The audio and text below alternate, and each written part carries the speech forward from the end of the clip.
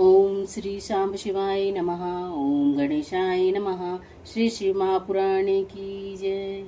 त्वमेव माता च पिता त्वमेव त्वमेव बंधु सखा त्वमेव त्वमेव विद्या द्रविणं त्वमेव त्वमेव सर्वं मम देव देव त्वमेव सर्वं मम देव देव।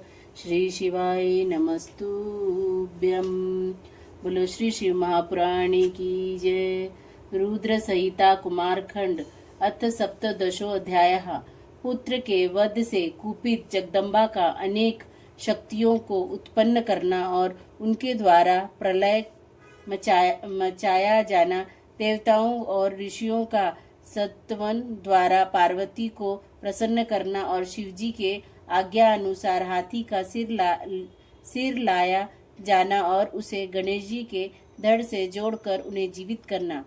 नारद जी बोले, हे ब्रह्मा, हे महाप्राज्ञ, अब आप मुझे बताइए कि संपूर्ण समाचार सुन लेने पर महादेव जी ने क्या किया, उसे ठीक ठीक सुनना चाहता हूँ।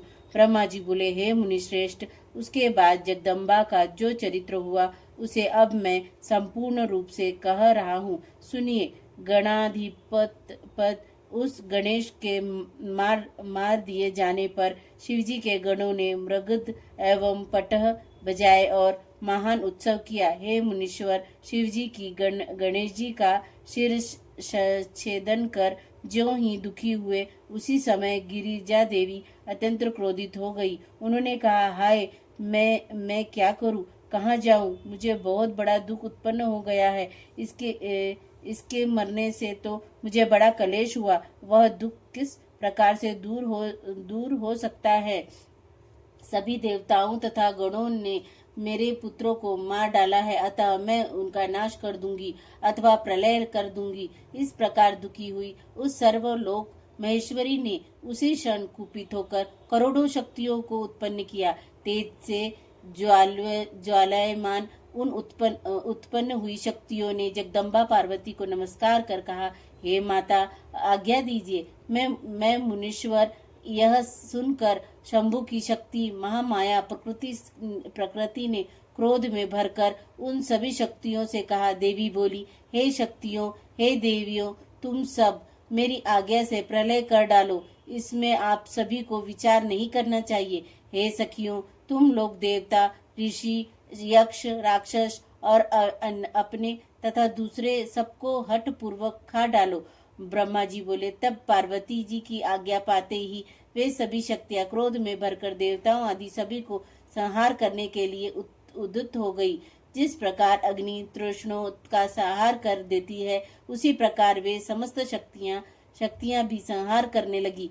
शिव के गणाधिपत विष्णु, ब्रह्मा, शंकर, इंद्र, यक्षराज, संकट अथवा सूर्य आदि का वे निरंतर संहार करने लगी। जहाँ जहाँ सृष्टि आती, वहाँ वहाँ केवल शक्तियां ही दिखाई पड़ती थी। उस समय कराली, कुंभज का, खंजा, लंब, शीर्षा आदि अनेक शक्तियां देवताओं के हाथ से पकड़कर मुख में डालने लगी। उस संहार को देखकर ब्रह्मा, हरि तथा इंद्रादि सभी देवतागण एवं ऋषि एवं संदेह में पड़ गए कि क्या देवी अकाल में ही प्रलय कर देगी। इस प्रकार उनमें जीवन की आशा समाप्त सी हो गई। सभी लोगों ने मिलकर कहा कि अब हमें क्या करना चाहिए, सब लोग इस पर विचार करें। इस प्रकार परस्पर विचार करते हुए वे कहने लगे, यदि गिरिजा देवी प्रसन्न हो जाए तो शांति हो सकती है, अन्यथा करोड़ों उपायों से भी शांति संभव नहीं है। अनेक प्रकार की लीलाओं को करने में प्रवीण शिवजी भी सबको मोहित करते हुए लौकिक गति का आश्रय लेकर दुख में पड़ गए। किंतु सभी देवताओं की कमर उस समय टूट गई जब पार्वती के पास जाने का प्रश्न उठा। उन्होंने सोचा कि पार्वती साक्षात क्रोध की मूर्ति है, कोई भी उनके सामने जाने का साहस नहीं कर सकता। हे मुनि, उस समय देवता, दानवगण, दिग्गपाल, यक्ष, किन्नर, मुनि, विष्णु, ब्रह्मा एवं महाप्रभु शंकर आदि तथा अपना पराया कोई भी गिरिजा के सामने खड़ा होने के समर्थ नहीं हुआ। सभी ओर से पार्वती के जलते हुए उस दाहक तेज को देखकर सभी लोग दूर खड़े हो गए। हे मुनि, उसी समय दिव्य दर्शन वाले आप नारद देवगण को सुखी करने वहां पहुंच गए। पास आकर मुझ ब्रह्मा, विष्णु तथा शंकर को प्रणाम कर सबके साथ मिलकर आप कहने लगे कि सोच विचार कर के ही कोई काम करना चाहिए। उसके बाद सभी देवताओं ने आप महात्मा के साथ मंत्रणा की कि इस दुख की शांति किस प्रकार होगी। इसके बाद उन्होंने कहा, जब तक गिरिजा देवी कृपा नहीं करेगी तब तक दुख की शांति संभव नहीं है। इसमें कोई विचार नहीं करना चाहिए। इसके बाद सभी ऋषि आपको साथ लेकर पार्वती के पास गए और क्रोध शांत करने के लिए शिवा को प्रसन्न करने लगे। सभी ने बारंबार प्रणाम किया और अनेक स्तोत्रों से स्तुति करके उन्होंने प्रसन्न करते हुए देवगणों की आज्ञा से प्रेम पूर्वक कहा। देवर्षि बोले, हे जगदम्ब, आपको नमस्कार है, आप शिव को नमस्कार है, आप चंडिका को नमस्कार है, आप कल्याणी को नमस्कार है। हे अम्ब, आप ही आदि शक्ति है, आप ही सर्वदा सृष्टि करने वाली है, पालन करने वाली है तथा प्रलय करने वाली शक्ति है। हे देवेश, आप प्रसन्न हो। देवेशी, आप प्रसन्न हो, शांति कीजिए। आपको नमस्कार है। हे देवी, आपके क्रोध से सारा त्रिलोक विकल हो रहा है। ब्रह्मा जी बोले, इस प्रकार आप सभी ऋषियों ने मिलकर परम्बा की स्तुति की। तब भी क्रोध पूर्वक दृष्टि से उनकी ओर देखती हुई उस शिवा ने कुछ भी नहीं कहा। पुनः सभी ऋषियों ने उन्हें चरण कमलों को नमस्कार कर परम भक्ति के साथ जोड़कर धीरे से शिवा से कहा। ऋषिगण बोले, हे देवी, क्षमा कीजिए। इस समय प्रलय होना चाहता है। हे अंबिके, आपके स्वामी यही पर स्थिर है। देखिए हम कौन है। हे ब्रह्मा, विष्णु आदि देवता कौन है। वस्तुतः हम सब आपकी प्रजाएं हैं और हाथ जोड़कर खड़े हैं। हे परमेश्वर, हम सभी का अपराध क्षमा कीजिए। हे शिवे, सभी लोग व्याकुल है, अतः उनकी शांति कीजिए। ब्रह्मा जी बोले, ऐसा कहकर सभी ऋषिगण अत्यंत दीनता से व्याकुल हो अंबिका के सामने हाथ जोड़ते हुए खड़े रहे। इस प्रकार उनका वचन सुनकर चंडिका प्रसन्न हो गई और करुणा दर्चित हो ऋषियों से कहने लगी। देवी बोली, यदि मेरा पुत्र जीवित हो जाए और तुम लोगों के बीच प्रथम पूज्य हो तो यह संहार नहीं होगा। यह आज से सबका अध्यक्ष हो जाएगा और यदि तुम लोग उसे ऐसा करने दो तो लोगों में शांति हो सकती है, अन्यथा तुम लोगों को सुख की प्राप्ति नहीं होगी। ब्रह्मा जी बोले, भक्ति के द्वारा इस प्रकार कहे जाने पर आप सब ऋषियों ने आ करके देवगणों के समीप जाकर उस देवताओं से सारा वृत्तांत निवेदन किया। तब वह सुनकर दुखी इंद्रादि सभी देवगणों ने हाथ जोड़कर प्रणाम करके इस वृत्तांत को शंकर से निवेदन किया। यह सुनकर शिवजी ने भी देवताओं से कहा, हम लोगों को भी वही करना चाहिए जिससे सारे संसार का कल्याण हो। अतः आप लोग उत्तर दिशा की ओर जाइए और सर्वप्रथम जो मिले उसका सिर लाकर इससे धड़ से जोड़ दीजिए। ब्रह्मा जी बोले, तदंतर शिव की आज्ञा पाकर पालन करने वाले देवताओं ने ऐसा ही किया। गणेश जी का शरीर लाकर विधि पूर्वक उसका प्रक्षालन करके उनकी पूजा कर वे उत्तर दिशा की ओर चल दिए। वहीं पर उन्हें सर्वप्रथम एक दांत वाला हाथी मिला। तब उसी का सिर लेकर उन्होंने गणेश जी के सर से जोड़ दिया। सिर जोड़कर सभी देवताओं ने ब्रह्मा विष्णु तथा शंकर को प्रणाम करके उनके यह वचन कहा उनसे यह वचन कहा, आपने जैसा कहा था वैसा हमने किया। अब इसके बाद जो कार्य शेष हो उसे आपको करना चाहिए। इसके बाद शिव के गण तथा देवता सुखपूर्वक सुशोभित हुए। पुनः शिवजी ने जैसा कहा वैसा ही उन लोगों ने पालन किया तथा ब्रह्मा विष्णु आदि देवगण अपने प्रभु निर्गुण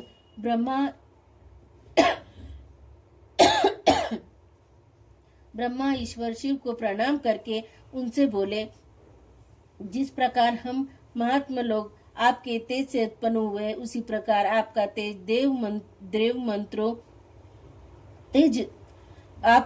तेज वेद मंत्रों के प्रभाव से इस शरीर में भी प्रकट हो जाए। इस प्रकार उन लोगों ने शिवजी का स्मरण करके मंत्र के द्वारा अभिमंत्रित उत्तम जल को गणेश जी के शरीर पर छिड़का। उस जल के स्पर्श मात्र से ही वह बालक शिव की इच्छा से चेतना युक्त हो जीवित हो गया और सोए हुए की भांति उठ बैठा। वह सुभंग अत्यंत सुंदर हाथी के मुख वाला, लाल वर्ण वाला, प्रसन्न मुख मंडल वाला, अत्यंत तेजस्वी तथा मनोहर आकृति वाला था। हे मुनीश्वर, उस बालक पार्वती पुत्र को जीवित देखकर सभी लोग अत्यंत प्रसन्न हो गए और सबका दुख नष्ट हो गया। इसके बाद हर्ष से युक्त सभी लोगों ने देवी को उसे दिखाया और अपने पुत्र को जीवित देखकर देवी अत्यंत प्रसन्न हुई। इति श्री शिव महापुराणे द्वितीयां रुद्र संहितायां चतुर्थ कुमार खंडे गणेश जी वर्णनम नामक सप्तदशो अध्यायः। इस प्रकार श्री शिव महापुराण के अंतर्गत द्वितीय रुद्र संहिता के चतुर्थ कुमार खंड में गणेश जी वर्णनम नामक 17वां अध्याय पूर्ण हुआ। बोलो श्री शिव महापुराण की जय। बोलो गणपति पप्पा की जय। रिद्धि सिद्धि माता की जय। अशोक सुंदरी माता की जय। कार्तिकेय महाराज जी की जय। आदि शक्ति नौ दुर्गा पार्वती काली माता की जय। जया विशेरा साम्रीवारी दौतरी देव माता की जय। श्री नंदी महाराज जी की जय। बोलो मेरे भोले बाबा की जय। श्री शिवाय नमस्तुभ्यं। श्री शिवाय नमस्तुभ्यं। श्री शिवाय नमस्तुभ्यं। श्री शिवाय नमस्तुभ्यं। भोला सब दुख काटो म्हारा, ओ भोला सब दुख काटो म्हारा। शिव शंकर जपू तेरी माला, भोले बाबा जपू तेरी माला। भोला सब दुख काटो म्हारा, ओ भोला सब दुख काटो म्हारा। वेश है मंगलकारी, वेश है मंगलकारी। शमशान वासी हमारा, शमशान वासी हमारा। ओ भोला सब दुख काटो म्हारा, ओ भोला सब दुख काटो म्हारा। बोले मैं तो तेरे ही भरोसे हूँ, ओ बाबा मैं तो तेरे ही भरोसे हूँ। ओ शंभो मैं तो तेरे ही भरोसे हूँ।